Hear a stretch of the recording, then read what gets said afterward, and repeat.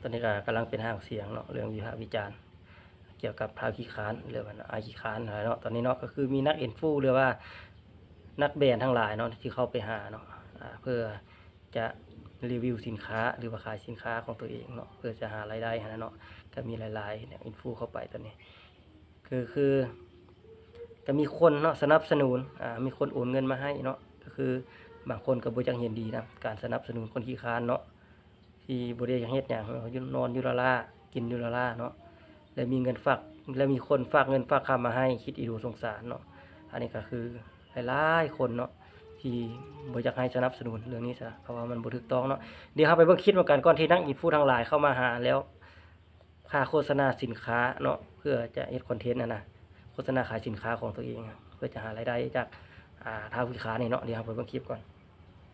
ป้องอยากกินแล้วข้านกินแล้วข้านกินก่อนไอ้เราบุกินว่ะไอ้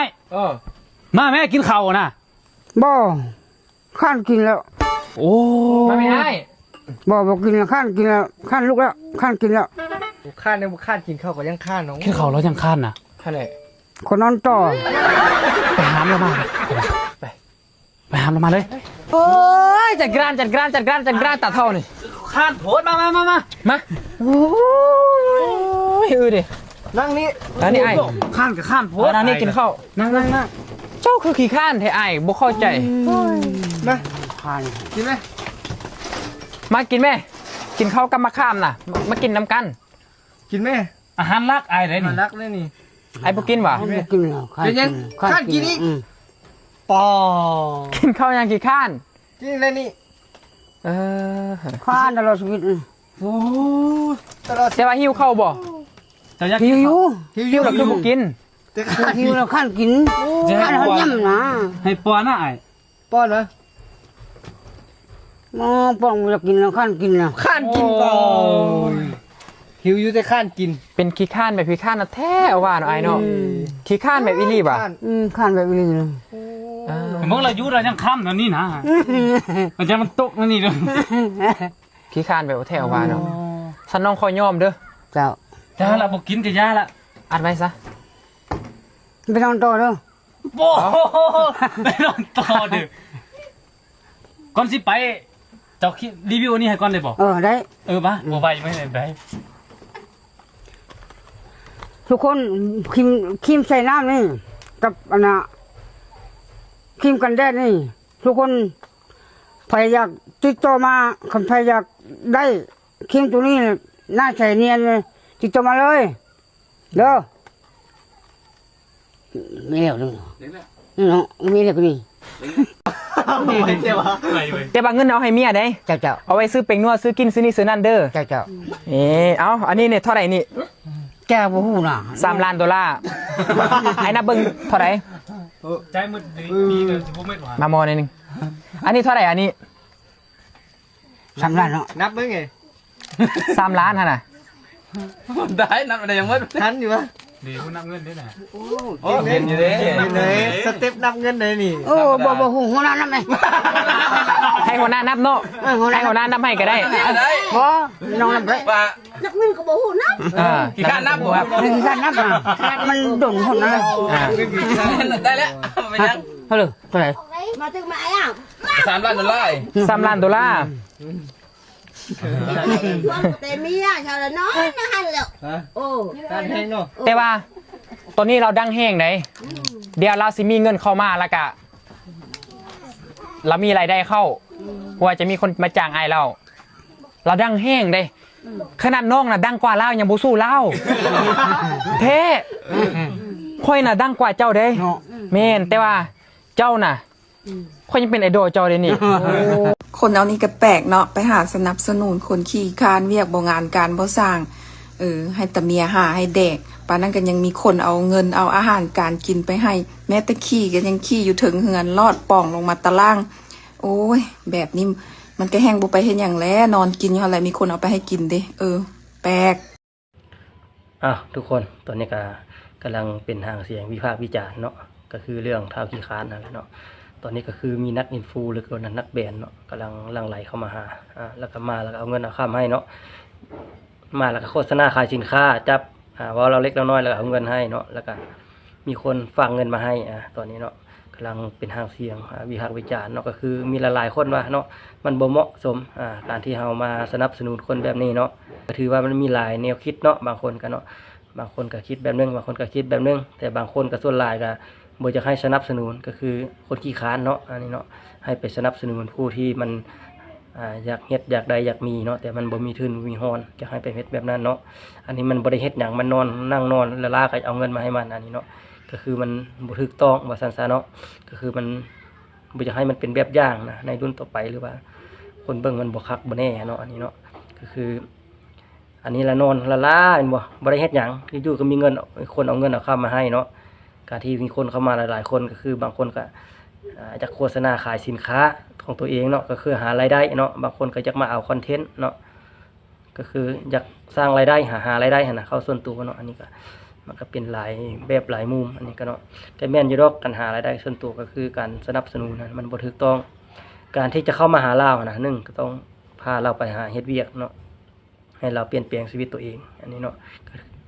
การที่เราไปเฮ็ดเวียกนั้นนี่แหละเอาเงินให้เราเนาะเล็กๆน้อยๆค่อยพัฒนาตัวเองให้ไปเรื่อยๆเนาะบ่แม่นสินั่งๆนอนๆล่ะเข้ามาเห็นเราละเอาโฆษณาเอาสินค้ามาให้เราโฆษณานั่นเราเอาเงินให้เราเนาะอันนี้ก็คือมันบ่จะคักบ่แน่เนาะปานใดเนาะก็คือเห็นนี่ล่ะนี่เห็นบ่นี่ทุกคนเห็นนี่ล่ะนักอินฟูทั้งหลายหรือว่าพวกแบรนด์นั่นล่ะเข้ามาหานี่เห็นบ่นี่จับสินค้าเล็กๆน้อยๆเนี่ยมาเว้าพาเราเว้านั่นนี่สุดท้ายเราเอาเงินให้เรานี่เนาะอันนี้แฮงสนับสนุนเราเอิ้นว่าแนวนี้เนาะก็คือในมุมมองของข้อยก็คือมันบ่คักปานใดเนาะอันนี้เนาะก็บ่แม่นแต่ข้อยดอกความคิดของข้อยนั่นแหละเนาะก็คือการสนับสนุนคนขี้ค้านนี่นะคนที่บ่เฮ็ดหยังนี่นะก็คือ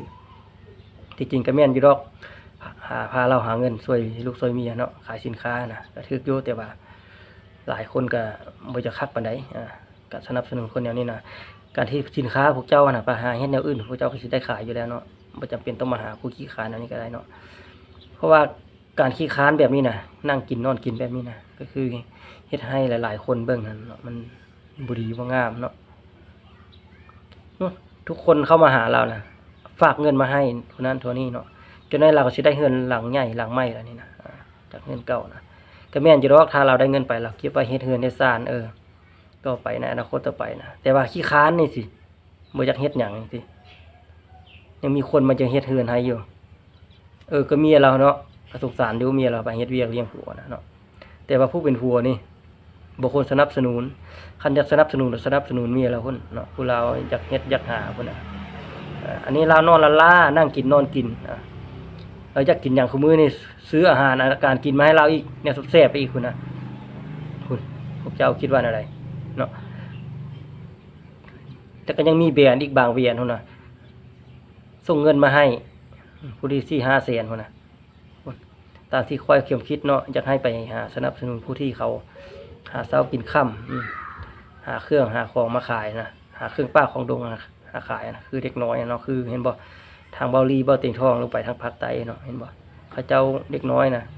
เลือกโรงเรียนมาเข้าป้าเข้าดงเพื่อหาของอยู่ของขายมาขายเนาะตามทางนะบางมื้อก็ได้ขายบางมื้อก็บ่ได้ขายเนาะบางมื้อบางวันถึกคนใจดีคือเป็นนักยูทูบเบอร์ว่านักอินฟูทั้งหลายว่าเนาะขี่รถกายไปเห็นเขาก็สนับสนุนอันนี้นะผู้ที่มันอยากหาอยากได้เนาะอยากมีนะก็อยากให้ไปสนับสนุนในคนประเภทนี้เนาะก็คือคนที่นั่งนอนกินแต่เช้าตอนแรงนะแต่เช้าฮอดแรงบ่เฮ็ดหยังนะนี่เรามีคนเอาเงินมาให้แบบนี้นะเนาะมีคนหลั่งไหลเข้ามาหาแบบนี้นะก็คือว่ามันบ่จะคักปานใดซั่นซะก็บ่แม่นว่าค่อยอิจฉาบางเบียดจังเนาะก็คือในความคิดของค่อยเนาะบ่อยากให้สนับสนุนนั่นล่ะว่าดีล่ะก็แม่นจะรอกผู้เจ้ามาหาเงินอยากขายแบรนด์ขายสินค้าเนาะก็คือวัยรุ่น90ว่าแหละเนาะอันที่จริงก็บ่มีไผเข้ามาแล้วก็นอนอยู่เฉยๆคิดแม่นแหละเรานอนอยู่เฉยๆเนาะการที่เฮาเอาเงินเอาค้ำไปให้เรานี่เราแฮงเฮ็ดนั่นแหละเราแฮงบ่เฮ็ดหยังเนาะคันว่าผู้เจ้าเข้ามาพาเราไปเฮ็ดเวียกเฮ็ดงานแล้วเอาเงินให้เราก็นี่คือว่าถูกต้องอันนี้เนาะก็คืออยากให้มาเปลี่ยนแปลงชีวิตเรานะ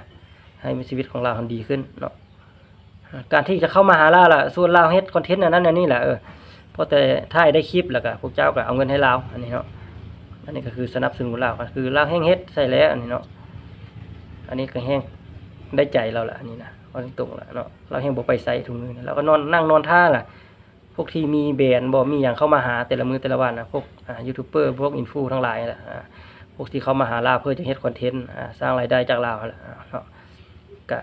แฮงมีหลายต่อไปเนี่ยเพราะว่าตอนนี้เราแฮงเป็นเกษตรด้วยซะเนาะฉะนั้นแล้วแฮงนั่งอยู่เฮือนนั่นแหละบ่ไปไสอีกบัดนี้เนาะการที่จะเข้ามาเขาก็จะให้เปลี่ยนแปลงได้ส่วนเราไปให้เป็นส่วนบ่เอาแบรนด์เอาหยังไปขายอยู่พุ่นโฆษณาขายสินค้าเนาะส่วนเราเฮ็ดเวียกเฮ็ดงานอันนี้ก็คือถูกต้องอยู่เนาะอยากให้พาเราไปเฮ็ดแบบนี้นะแม่นสิเข้ามาล่ะพาเราเฮ็ดคอนเทนต์ไปขี้ค้านโลดเนาะก็คือในคลิปนั่นแหละพวกเจ้าเห็นนั่นแหละเนาะแบบนั้นแหละให้เราค่อยเฮ็ดค่อยไปว่าซั่นซะเนาะอันนี้ก็เป็นการถูกต้องก็รอท้าติดตามเบิ่งต่อไปพี่น้องเอ้ยบางทีเรายังได้สิบางทีเราก็อาจจะได้เฮือนหลังใหม่อีกนะเนาะอันนี้เราก็ว่าขี้ค้านจนได้ดีนะอันนี้แหละแม่นแท้ๆพี่น้องเอ้ยขี้ค้านถึกป้องก็จนได้ดีย้อนนี้นักอินฟูทั้งหลายแหละเข้ามาหาแล้วเนาะ